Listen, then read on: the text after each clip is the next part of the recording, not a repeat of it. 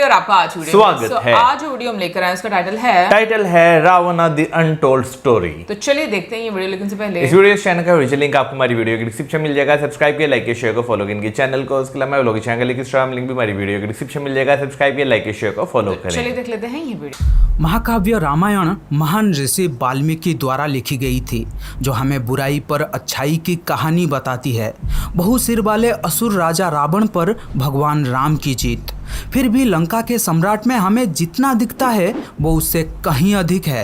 एक जटिल चरित्र जो एक धर्मपरायण राजा था, उसे अक्सर खलनायक के रूप में अद्वितीय माना जाता है। दरअसल रावण सिक्के के दो पहलुओं का सटीक उदाहरण है। अधिकांश देशों में वो खलनायक के रूप में कलंकित है, जिसने सीता का अपहरण किया और युद्ध शुरू किया। एक क्रूर दमनकारी शासक जिसने अपने ज्ञान और वरदान का दुरुपयोग किया। फिर भी श्रीलंका में रावण की एक अलग राजा की छवि है। उन्हें भगवान शिव का एक भक्त अनुयायी, एक महान विद्वान, एक सक्षम शासक और एक बीणा के उस्ताद के रूप में वर्णित किया गया है, जिसे रावणाहत्ता के रूप में जाना जाता है। कहानी यह है कि रावण भगवान शिव की दर्शन करने और कैलाश पर्वत को लंका ले जाकर अपनी मां को प्रभावित करने गया था। शिव के वाहन नंदी ने रावण को अंदर जाने से मना कर दिया। वो नाराज हो गया और नंदी को चिढ़ाने लगा। बदले में नंदी ने भी नाराज होकर रावण को श्राप दिया कि एक बंदर द्वारा लंका का विनाश किया जाएगा। रावण ने नंदी को शिव के प्रति अपना प्रेम दिखाने के लिए पहाड़ को उखाड़ने और हिलाने का प्रयास किया।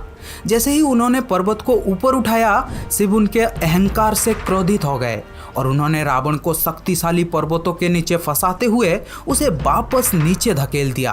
रावण ने अपनी एक भुजा को तोड़कर एक वाद्य यंत्र बना लिया था, जिससे उनकी नसें निकलकर तार बन गई थी। उन्होंने नव आविष्कृत रावणाहत्ता का उपयोग शिव की स्तुति गाने के लिए की, जिससे इतनी सुंदरता का संगीत तैयार हुआ कि शिव रो पड़े और उन्हें क्षमा कर दिया। ऐसा उनके मां के साथ साथ शिव के प्रति विश्वास और सम्मान था। वैसे रावण के पास एक उल्लेखनीय वंशावली थी। उनके दादा ऋषि पुलस्त्य ब्रह्मा के 10 दिमागी पुत्रों में से एक थे और पहले मनवंतर में सप्त ऋषि यानी 7 महान ऋषियों में से एक थे। रावण का जन्म एक महान ऋषि विसर्वा मुनि और उनकी पत्नी दैत्य राजकुमारी कैकेसी से हुआ था। कैकेसी का पिता बदले में राक्षस सुमाली का राजा था। कैकेसी ने पिता के आदेश पर संतों के बीच खोज की और अंत में विसर्वा को चुना। रावण के 6 भाई थे। पहला है कुबेर, उत्तर दिशा के राजा और स्वर्गीय धन के संरक्षक। दूसरा है विभीषण, जो राम के अनुयायी थे।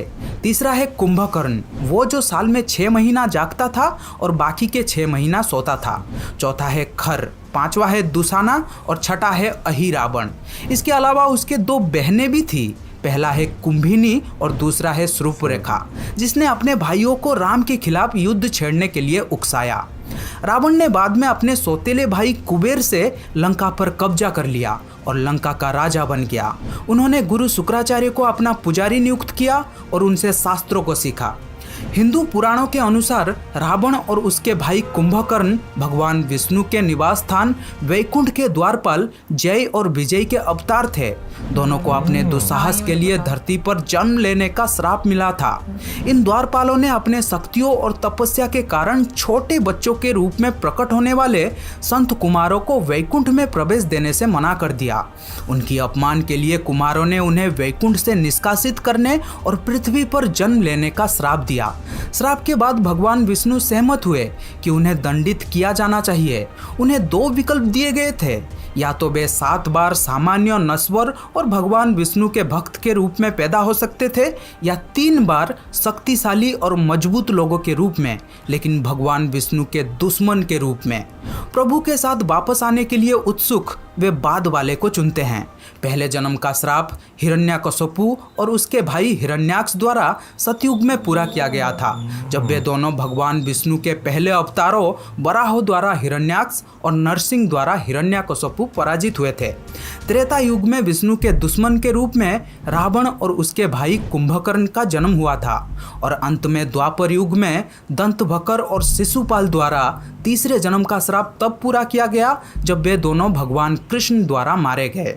वैसे रावण आक्रामक और अभिमानी होने के बावजूद एक अहंकारी विद्वान भी था। पिता विसर्वा के मार्गदर्शन में रावण ने वेदों, पवित्र पुस्तकों और युद्ध की कला और तकनीकों में पारंगत हो गया।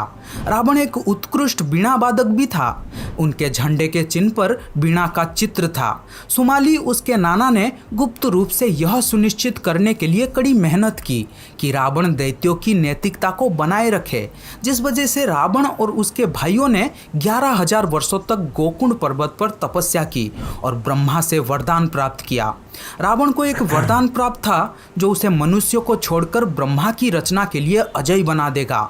दरअसल रावण ने देवताओं, स्वर्गीय आत्माओं, अन्य राक्षसों तथा सांपों और जंगली जानवरों से पूर्ण अभेद्य और वर्चस्व के लिए भी कहा, लेकिन नश्वर पुरुषों का तिरस्कार करते हुए उसने इनसे सुरक्षा नहीं मांगी थी।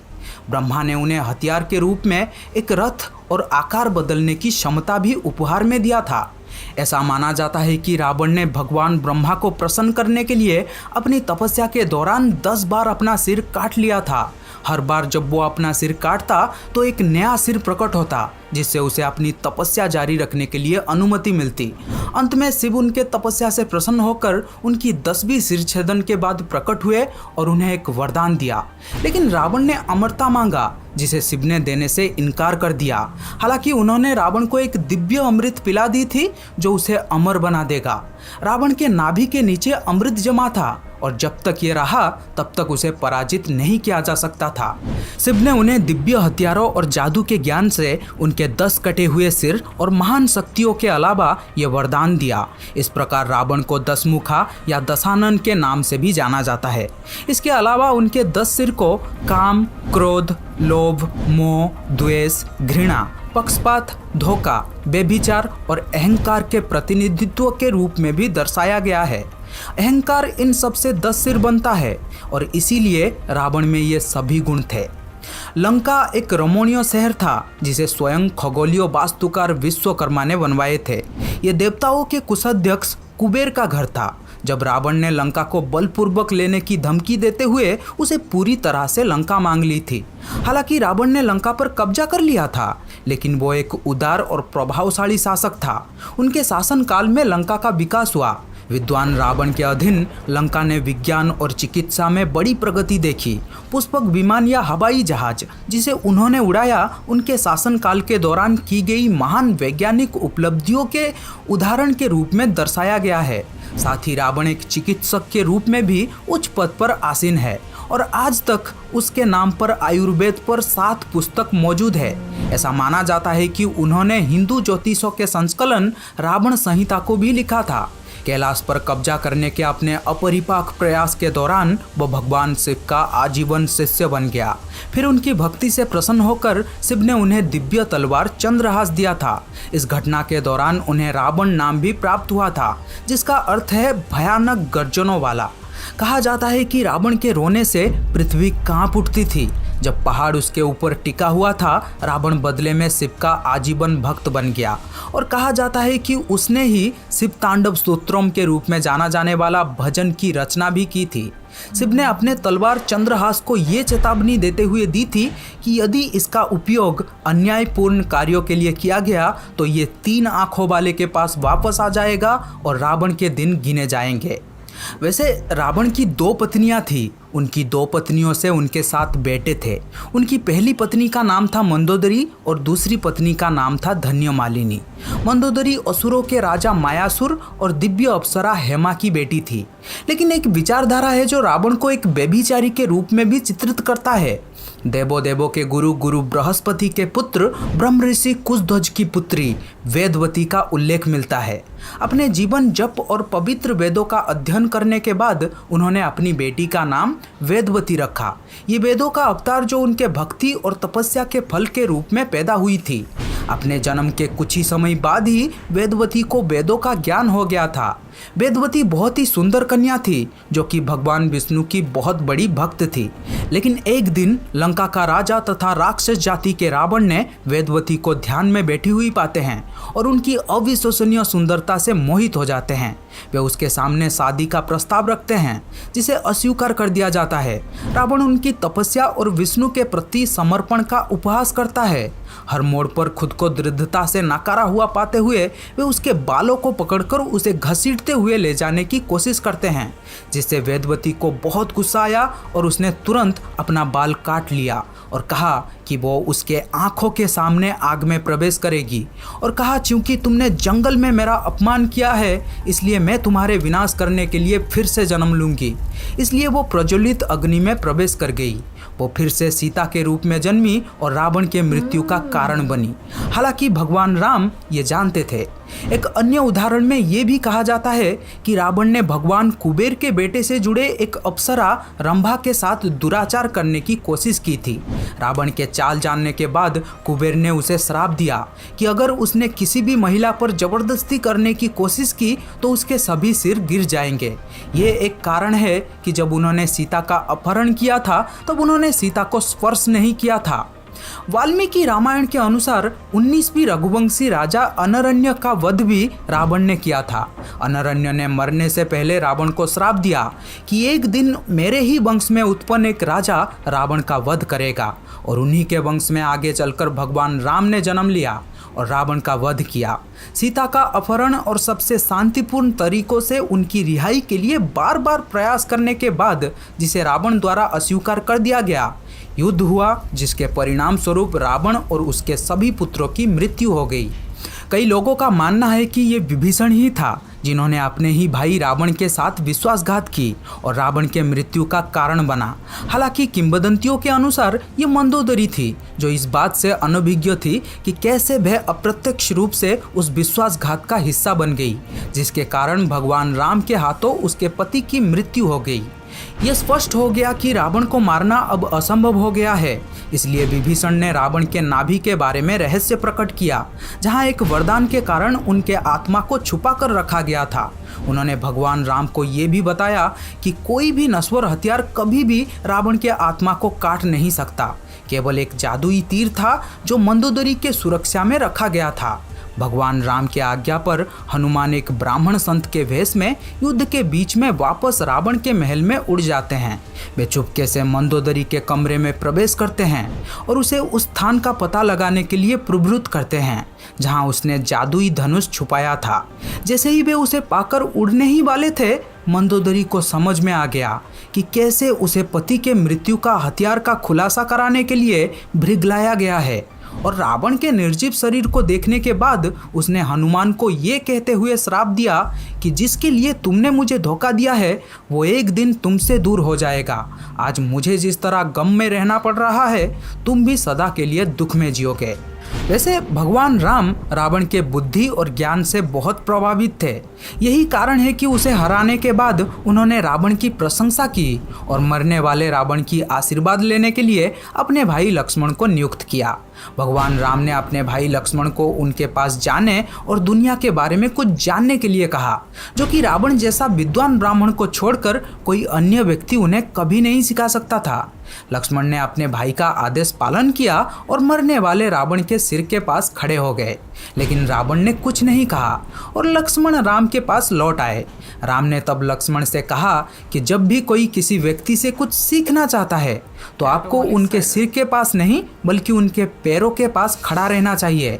लक्ष्मण फिर से रावण के पास गए और इस बार वे उनके पैरों के पास खड़े हो गए। लक्ष्मण को अपने पैरों के पास खड़े देखकर रावण ने उसे 3 मुख्य रहस्य बताए जो किसी का भी जीवन सफल बना सकता है। रावण ने लक्ष्मण को जो पहली बात बताई वो ये थी कि किसी भी शुभ कार्यों को जल्द से जल्द कर लेना चाहिए और अशुभ कार्यों को जितना हो सके टालते रहना चाहिए। उन्होंने सुबह से शीघ्रम कहकर इस शिक्षा का समर्थन किया। उन्होंने लक्ष्मण से कहा कि वे राम को पहचान नहीं पाए और इसलिए शरण में आने में देर की, इसलिए उसकी ये दशा है। दूसरी बात जो उन्होंने लक्ष्मण को सिखाई वो ये थी कि अपने दुश्मन को कभी भी कम मत आंको।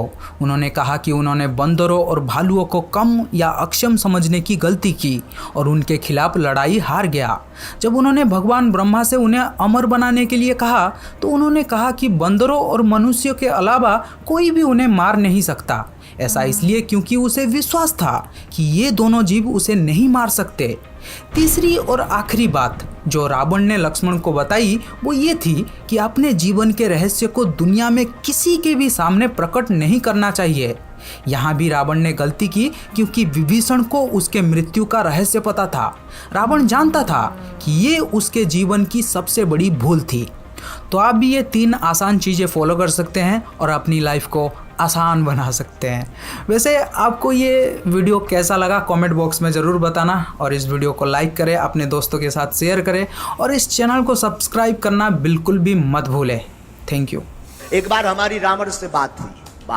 आज की वीडियो में रावण से रिलेटेड जो है वो जो हमें बातें पता चली भाई वो काफ़ी ज़्यादा हमारे लिए नई है, क्योंकि इससे पहले हमने बहुत सारी वीडियोस देख रखी हैं, लेकिन उसमें अगर देखा जाए तो आपको जो है ना ज़्यादातर जो एक युद्ध हुआ था उससे रिलेटेड जो है इन्फॉर्मेशन जो है वो दी जाती है। लेकिन इसमें जैसे जो है जो अपनी माता को लेकर जो है रावण जो है वो जाते हैं वहाँ पर पर्वत पर जाते हैं, वहाँ पर नंदी के बारे में जो बात की गई, फिर उसके बाद शिव भक्त कैसे बने, ये आज मुझे फर्स्ट टाइम जो है वो पता चला है। हाँ बिल्कुल, मैं कहूँगी कि इस वीडियो में बहुत डिफरेंट पहलू हमारे सामने आए हैं, और वाकई में जो नंदी जी वाला है वो एक डिफरेंट पहलू था। पुनर्जन्म नहीं, पुनर्जन्म में मुझे जो विष्णु जी के द्वारपाल थे ना, वो वाला मैं जानती थी। नहीं, ये मुझे नहीं था पता कि जो उनके बार बार जो है वो जन्म हुए हैं, वो बेसिकली जो है जो द्वारपाल थे उनको जो है एक श्राप जो है वो दिया गया था। ये चीज़ जो है मुझे बिल्कुल भी मालूम नहीं था फर्स्ट। ये मैं बहुत एक नई चीज, आपने शायद कहीं पे पढ़ा होगा ये मुझे हाँ पता था, लेकिन मुझे ये नहीं पता था कि विष्णु जी ने उनको ऑप्शन दिए थे 2, और उनमें से जो 3 वाला था वो उन्होंने चूज किया, और 3 मरतबा उन्होंने अपना एक धरती पर उनको आना पड़ा। वैसे मैं सोची यार ये धरती मतलब श्रापित लोगों से भरी हुई है क्या, कि हर कोई यहाँ पर अपना एक तरह से कर्म काटने आया है। यानी कि सीरियसली तुम ये देखो, अगर हम लोग जैसे महाभारत भी देखते हैं, उसमें भी जो गंगा जी और शांतनु थे वो भी श्राप काटने इस धरती पर आए थे, ठीक है ना। ये मृत्यु लोक है। और जो दूसरे लोग हैं, जो अच्छे लोग हैं, वहां पर तो डेफिनेटली एक अलग तरह से जिंदगी होती है। और मैं ये बात सोच रही हूँ कि हम सब यहाँ पर क्या अपने अपने कर्म काट रहे हैं, मतलब कुछ हमारे ऐसे कर्म रहे हैं जिनकी वजह से हम आज यहाँ पर हैं। लेकिन खैर ओवरऑल अभी हम बात करते हैं कि जो लास्ट में मैसेज दिया गया, आज भी इस टाइम पर ये चीज़ बोली जाती है कि अपनी लाइफ में प्राइवेसी मेंटेन करें, जो कि हम लोग नहीं रखते। वाकई में एक तो हम लोग प्राइवेसी मेंटेन नहीं रखते, दूसरा ये जैसे उन्होंने बोला ना कि अपने दुश्मन को कभी हल्के में ना लें। तो ये मैं लोगों में देखती हूँ, बड़के बहुत मारते हैं कि एवं कोई क्या कर लेगा हमारा, अपने से दूसरे बंदे को थोड़ा हल्के में ले लेना, फिर वही बंदा आपके ऊपर चढ़ाई कर देता है।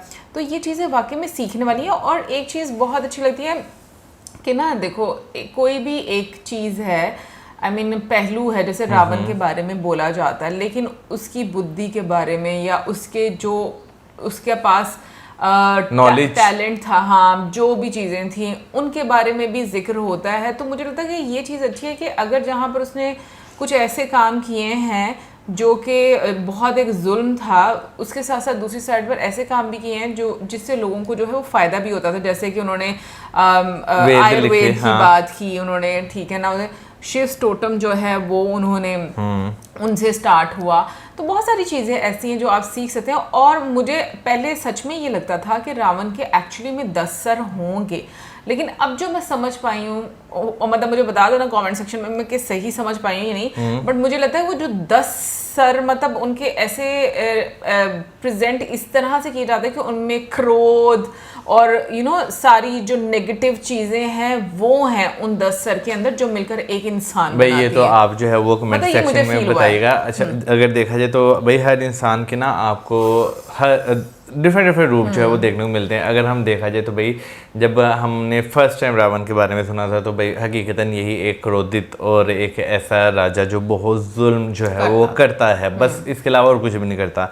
लेकिन ऑन दी अदर साइड जो है आप अगर दूसरा फेस भी देखें तो जैसे बीच में बताया गया कि भाई उनके राज्य में जो उनकी प्रजा थी वो काफ़ी ज़्यादा खुशहाल भी जो है वो रही हुई है, ठीक है। बहुत सारे जो है ऐसे वो काम, पावर का मिसयूज किया ना, वो वही ना, बहुत सारे ऐसे काम किए जिसमें पावर का जो है वो मिसयूज़ किया। और उसकी रीज़न भाई ये होती है कि भाई आपका अंत भी जो है वो होता है। अभी हम जितने भी देखें, जैसे हिरण्यकेशिव की अगर बात की जाए, रावण की बात की, जितने भी हम देखते हैं कि भाई जो लोग अमर होने का एक वो करते हैं कि वरदान जो है जिन्हें नहीं वरदान जिन्हें जो है मिला है, वो सबका किसी ना किसी तरह जो है ना वो अंत जो है वो ज़रूर जो है वो लिखा हुआ है। तो ये चीज़ें जो है ना के क्या नाम लेते हैं कि अपने आप को अमर सोच के सब कुछ कर लेना, क्योंकि हिरण्यकशिप की भी अगर बात की जाए तो उसने भी इस तरह वरदान जो है वो मांगा कि उसका वध ना हो सके। वो भी तो विष्णु जी के जो द्वारपाल थे वही उनका वही तो पहला जन्म वही थे, लेकिन जो है ना वो मैं बात कर रहा हूँ कि उन्होंने जो है वो एक वरदान जो मांगा था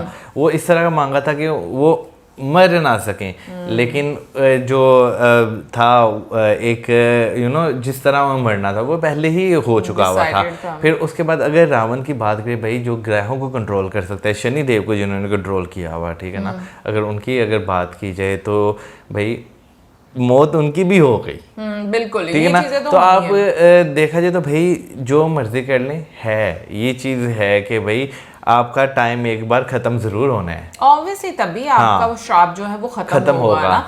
बट ओवरऑल मैं कहूँगी जो सीता जी वाला भी था बीच में, वो भी मुझे पहली दफा पता चला। हालांकि वीडियो देखते देखते आइडिया तो हो गया था कि जैसे ही वो मतलब अग्नि में जाती है ना, तो थोड़ा मुझे आइडिया हो गया था इस तरह से। लेकिन मुझे एक चीज़ की समझ नहीं आती, जैसे हनुमान जी जो हैं वो गए थे, मतलब उन्होंने अपना रूप धारण किया, ठीक है, और जो रावण की पत्नी है कि उसने श्राप दे दिया, मतलब हनुमान जी ने तो एक अच्छा काम किया ना, तो फिर उनको श्राप क्यों मिला? मतलब उनके हिसाब से जो है वो गलत करके जो है उनसे लेकर गए ना, लेकिन वो तो धर्म के साथ थे ना। कहने का मकसद ये है, कभी कभी तो सिचुएशंस ऐसी भी होती है ना, तो मतलब जो आप एक कर्म बना लेते हो, चाहे उसकी इंटेंशन अच्छी हो लेकिन किसी के लिए वो गलत है, क्योंकि ऐसा तो हमेशा होगा कि अगर हम एक अच्छे काम के लिए कुछ भी अगर हम स्टेप ले रहे हैं तो वो काम दूसरे जो नेगेटिव इंसान है उसके लिए तो वो गलत ही होगा, तो वो तो मतलब श्राप देगा ही देगा। तो मैं ये बात सोच रही हूँ कि वो फिर श्राप लग क्यों जाता है कि अगर एक कार्य जो है वो पॉजिटिविटी के लिए है, धर्म के लिए, तो फिर ऐसा क्यों होता है? हाँ, कमेंट सेक्शन में जरूर बताइएगा। और भाई बहुत इंटरेस्टिंग वीडियो थी, अब मिलेंगे आपसे नेक्स्ट वीडियो में। सब्सक्राइब करना मत भूलना। Good bye.